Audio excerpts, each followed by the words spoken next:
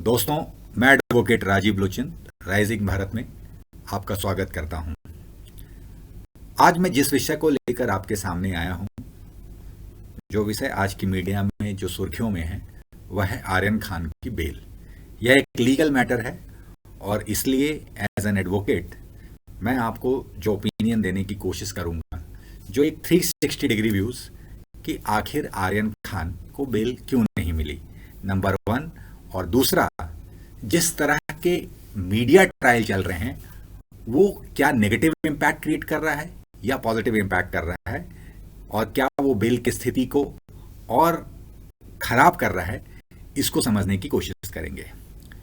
तो पहली बात हम आते हैं कि आर्यन खान को बेल क्यों नहीं मिली। सबसे पहले हमें समझने की जरूरत है कि नॉर्मली बेल जो है वो 3 जो मुद्दे होते हैं, 3 कारणों से ही बेल रिजेक्ट होता है। नंबर 1, अगर ट्रायल चल रहा हो, जैसे अगर किसी की अरेस्ट होती है,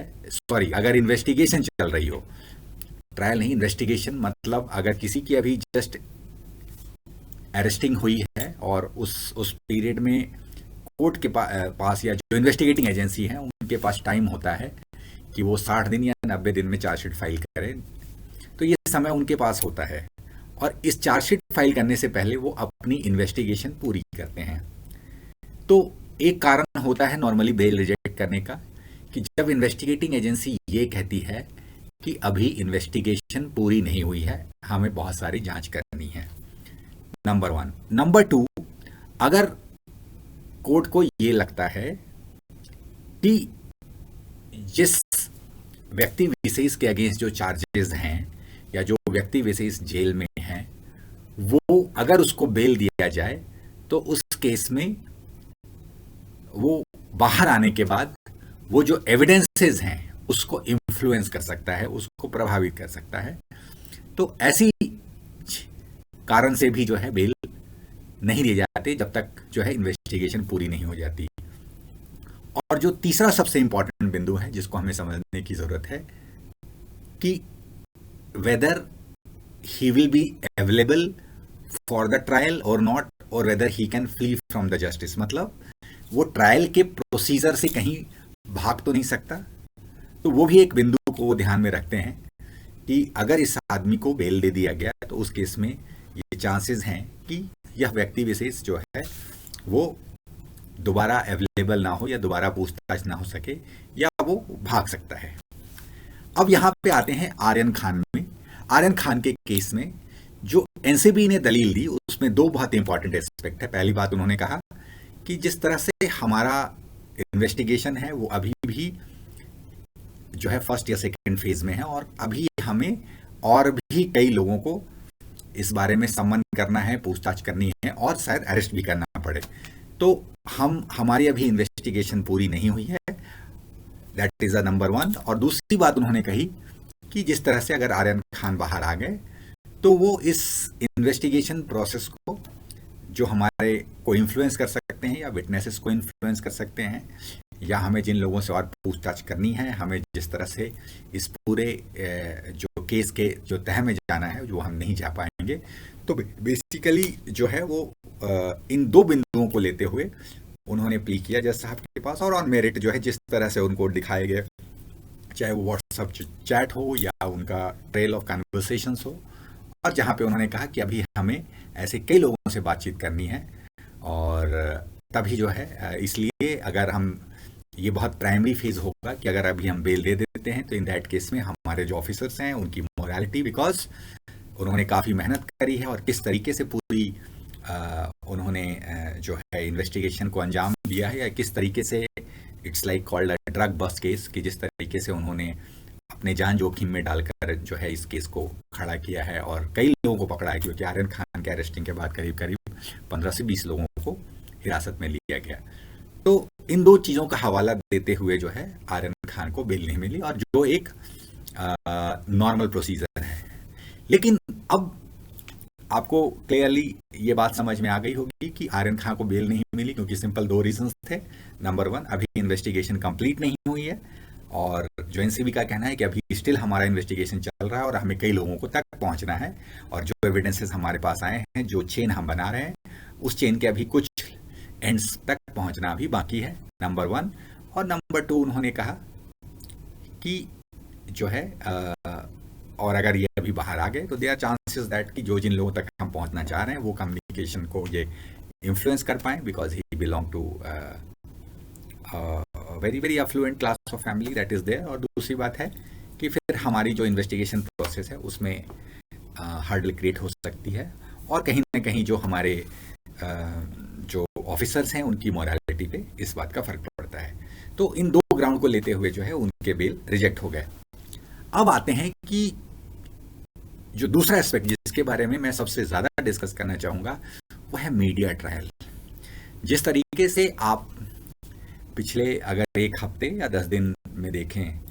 तो ये न्यूज़ जो है वो कहीं ना कहीं फ्रंट पेज का हिस्सा है, या अगर टीवी न्यूज़ में देखें तो हेडलाइंस हैं बेसिकली। तो क्या अब हमें सोचने की ज़रूरत है कि क्या ये मीडिया ट्रायल जो है क्या ये मीडिया या टीवी चैनल पे ही ये डिसाइड हो जाएगा कि आर्यन खान जो है उन्होंने वो निर्दोष हैं या दोषी हैं, ये टीवी डिबेट पे ही डिसाइड हो जाएगा क्या? या क्या हम एक नए ट्रेंड का जन्म नहीं दे रहे हैं जहां पे अब जो है वकील साहब जो है वो टीवी पे आके बयान देंगे और जज साहब उससे डिसीजन लेंगे? इसका मतलब अब कोर्ट को बंद कर देनी चाहिए और वकील साहब टीवी पर आके जो है वो रेफरेंस दे देंगे और जज साहब उनके बेसिस पे डिसीजन ले लेंगे। तो बेसिकली कहीं ना कहीं ऐसा लग रहा है कि जिस तरीके से मीडिया चैनल जो हैं सवाल पूछ रहे हैं और तरह तरह के लीगल ओपिनियंस क्रिएट किए जा रहे हैं, फिर ओपन टीवी पे इस बात को लेके डिबेट हो रहा है, तो इसका मतलब यह है कि क्या जो जुडिशियल प्रोसेस है वो क्या पब्लिक ओपिनियन से चलेगा,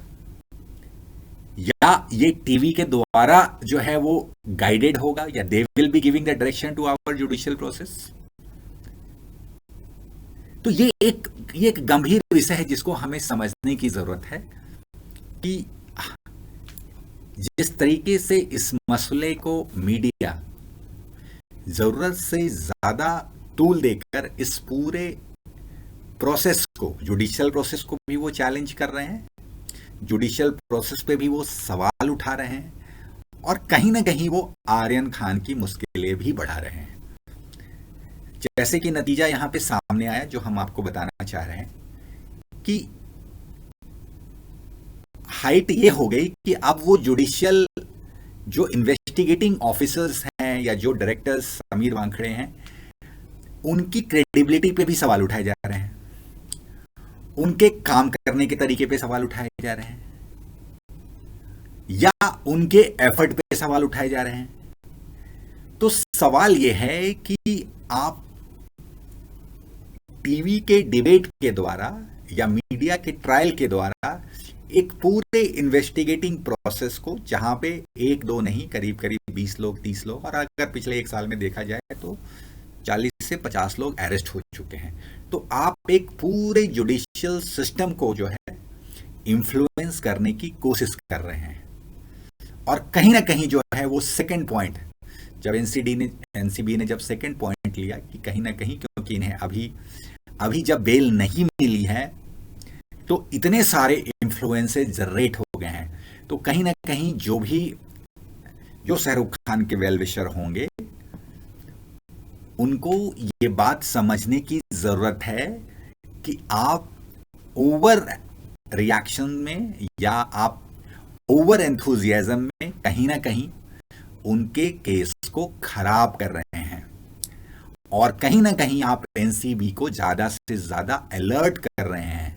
उन्हें मौका दे रहे हैं कि वो और ज्यादा एग्रेसिवली अपने पॉइंट को प्रूव करें। तो ये समझने वाली बात है कि जब एक व्यक्ति विशेष के बेल प्रोसेस की जब बात हो रही है और दूसरी तरफ जब हम मीडिया ट्रायल चलाते हैं, और यहाँ पे कुछ मैं धीरे धीरे देख रहा हूँ आने वाले से कुछ पॉलिटिशियंस के भी कमेंट्स आ रहे हैं, तो इसका मतलब आप ऑफिसर कंसर्न को कटघरे में खड़ा करना चाहते हैं। तो इसका मतलब आप कहीं ना कहीं इसको जो है, क्योंकि यहाँ पे 20 लोग अरेस्ट हो चुके हैं,